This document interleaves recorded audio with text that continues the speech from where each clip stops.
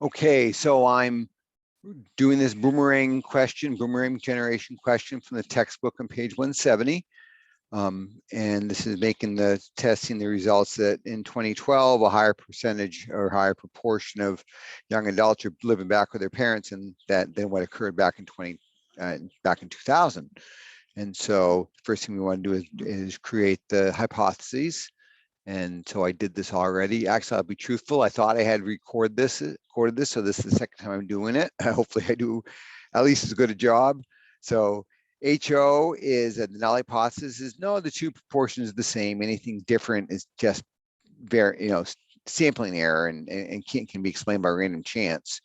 And then H1 is no, actually the proportion of young adults living with their parents in 2012 is higher than back in 2000. So that is the claim. And I think when I'm doing these significance tests, these hypotheses, I always identify what's the claim.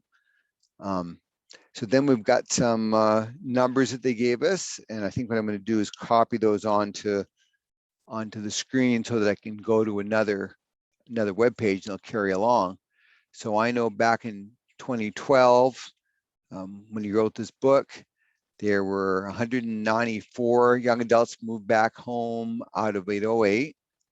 And according to historical records, back in 2000, there were 288 who moved back home out of 1824. And of course, we look at those p-hat values, right? And you can see that just look at that the 2012 group has a higher rate. Is it due to more than just random chance? That's what we're going to show here with this significance test. So I went to that Rossman Chance website. Well, I think I did. Here, let me refresh this page. And what your starting page on this, you probably have watched other videos about this using this applet. We're going to select two proportions because that's the kind of test we're running. And then we'll type in, we'll treat the 2012 group as group 1. I don't think it matters. Sometimes this applet gets a little wonky. Not often though. I mean, that's why I still recommend it. It does a great job, I think. 288. And it's calculating the percentages we saw on the problem. And then that's a right-tailed test, right? Greater than the group 1's greater than group 2, and make sure you select test to significance, make it a right-tailed test, and look at that z-score of 5.03, and then a p-value basically 0. And that makes sense because we know that 3 standard deviations above the mean captures just about all of it. So I'm not surprised the p-value is so low. So what does that mean, having that low p-value? Well, if we come back to the place where I wrote the hypotheses, since we have such a low p-value, we can reject HO.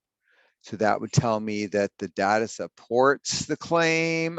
What's the best way to word it? Well, you can use Dr. Stevens' wording. Here, let's see. Can I find that back in chapter 8? I think it's here, foundations.